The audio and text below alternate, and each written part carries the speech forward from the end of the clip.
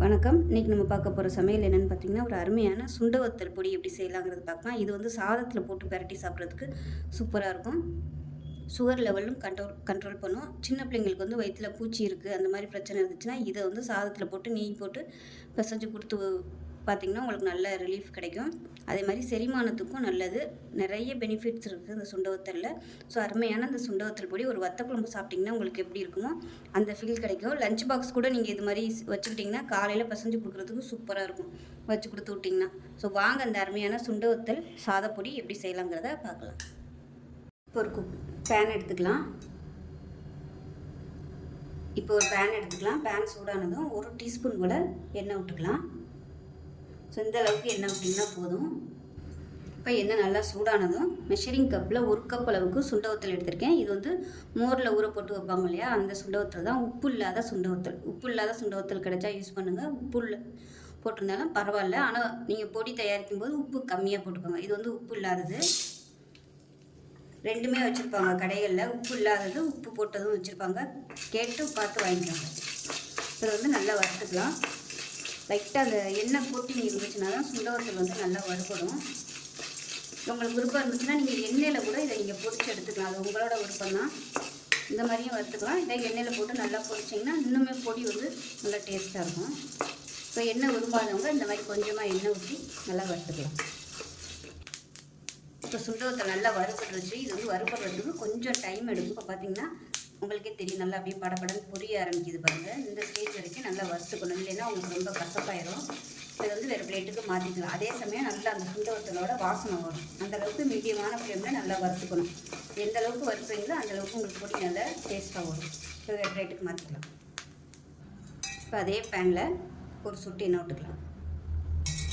இப்போ இதில் ஒரு 2 டேபிள் ஸ்பூன் உளுந்து சேர்த்துக்கலாம். இந்த அளவுக்கு எண்ணெய் போதும், ரொம்ப எண்ணெய் ஊற்ற வேணாம். இப்போ இதுவும் நல்லா சிவந்து வர அளவுக்கு வறுத்துக்கலாம். உளுந்து நல்லா சிவந்து வந்துருச்சு. இதை வேறு பிளேட்டுக்கு மாற்றிக்கலாம். இப்போ இன்னும் 1 டீஸ்பூன் போல் எண்ணெய் விட்டுக்கலாம். இப்போ 1 டேபிள் ஸ்பூன் கடலைப்பருப்பு சேர்த்துக்கலாம். இதையும் சேர்த்து வறுத்துக்கலாம். இப்போ கடலைப்பருப்பு நல்லா வறுபட்டுருச்சு. இதையும் வேறு பிளேட்டுக்கு மாற்றிக்கலாம்.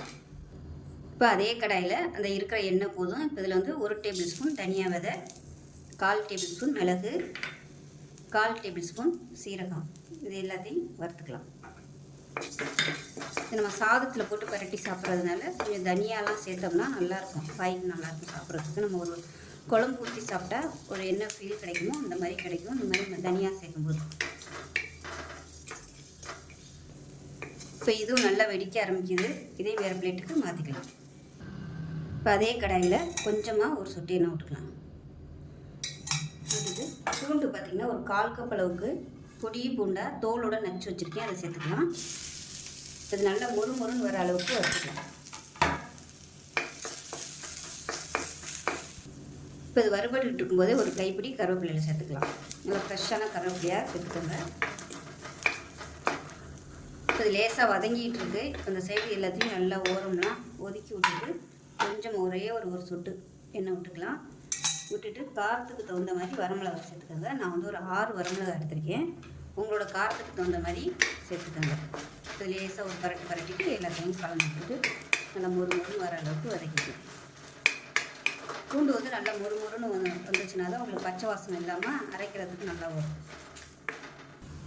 இது எல்லாமே நல்லா வறுபட்டுருச்சு. இந்த சூட்லேயே பார்த்திங்கன்னா ஒரு 1/2 டேபிள் ஸ்பூன் அளவுக்கு பெருங்காயத்தூள் சேர்த்துட்டு நல்லா ஒரு பரட்டி விட்டுக்கோங்க. அந்த சூட்லேயே வந்து நல்லா பொரிஞ்சிடும். கருவேப்பிலை எல்லாமே நல்லா மொறுன்னு வந்துருச்சு. இப்போ இதையும் வேறு பிளேட்டுக்கு மாற்றிக்கலாம். இப்போ அதே கடாயில் ஒரு சின்ன நெல்லிக்காய் சைஸுக்கு புளி சேர்த்துக்கலாம். நான் வந்து முதலே சேர்க்க மறந்துட்டு என்னால் இப்போ சேர்த்துருக்கேன். கொஞ்சமாக ஒரு சொட்டு எண்ணெய் விட்டுட்டு இந்த புளியை சேர்த்து வதக்கி விட்டுக்கலாம். ஏன்னா புளி இருந்துச்சுன்னா தான் சாதத்தோடு சேர்த்து சாப்பிடும்போது நல்லாயிருக்கும். இல்லைன்னா ஒரு மாதிரியா சப்புன்னு இருக்கும். இப்போ இதுவும் நல்லா வதங்கிடுச்சு. வேறு பிளேட்டுக்கு மாற்றிக்கலாம். இப்போ வறுத்தது எல்லாமே ஒரு பிளேட்டில் கொட்டி ஆற விட்டுருக்கேன். இதில் 1 டேபிள் ஸ்பூன் அளவுக்கு நைஸ் உப்பு சேர்த்துக்கலாம். சேர்த்துட்டு நல்லா கலந்து விட்டுட்டு ஆறுனதுக்கப்புறம் நல்லா எப்பயும் நம்ம அரைக்கிற மாதிரி நல்லா நைஸாக அரைச்சிக்கணும். இப்போ அரைச்சிட்டு பார்க்கலாம். இப்போ பாருங்கள் அரைச்சிட்டு வந்துட்டேன். இது நல்லா உங்களுக்கு உதிரியாகவே வந்துடும். ஏன்னா நம்ம பூண்டெல்லாம் நல்லா வறுத்துட்டதுனால இந்தளவுக்கு நல்லா உதிரியாக வரும். இப்போ நமக்கு அருமையான சுண்ட வத்தல் பொடி ரெடி ஆயிடுச்சு. இது வந்து சாதத்தில் போட்டு பிரட்டி சாப்பிட்றதுக்கு அமிர்தமாக இருக்கும். நெய் இல்லை நல்லெண்ணெய் ஊற்றி சுடு சாதத்தில் போட்டு சாப்பிட்டிங்கன்னா ரொம்பவே நல்லது. சுகர் லெவல் வந்து நல்லா கண்ட்ரோல் பண்ணும். சுண்ட வத்தல் வந்து இன்சுலின் போடுறதுக்கு சமம் சுண்ட வத்தல் வந்து நீங்கள் சாப்பிட்றது. ஸோ அருமையான ஒரு ரெசிபி. நீங்கள் இதோட ரெகுலராக மாத்திரை எடுத்துகிட்டு வரும்போது சுகர் வந்து நல்லா கண்ட்ரோல் ஆகும். வெறும் வயலே கூட நீங்கள் எடுத்து சாப்பிட்லாம். அந்தளவுக்கு சூப்பராக இருக்கும். சாதத்தில் போட்டிங்கன்னா உங்களுக்கு இன்ஸ்டண்ட்டாக ஒரு வத்த குழம்பு சுண்டு வத்தல் குழம்பு சாப்பிட்டா எப்படி இருக்குமோ அந்த ஃபீல் கிடைக்கும். ஸோ காரம் வந்து கரெக்டாக கொடுத்துருக்கேன். இது காரம் இல்லை. விருப்பப்படுறவங்க இன்னும் கூட நீங்கள் ஒரு 2-3 மிளகா எக்ஸ்ட்ரா சேர்த்துக்கலாம். இது வந்து தாராளமாக ஒரு 2 வாரம் 3 வாரத்துக்கு ஸ்டோர் பண்ணி வச்சிங்கன்னா சூப்பராக இருக்கும். ஸோ செஞ்சு பாருங்கள். செஞ்சு பார்த்துட்டு எப்படி வந்துச்சுங்கிறத சொல்லுங்கள். வீடியோ பிடிச்சிச்சின்னா லைக் பண்ணுங்கள், கமெண்ட் பண்ணுங்கள், சேனலை சப்ஸ்கிரைப் பண்ணுங்கள், பக்கத்தில் உள்ள பெல் பட்டனையும் ப்ரெஸ் பண்ணுங்கள். நன்றி.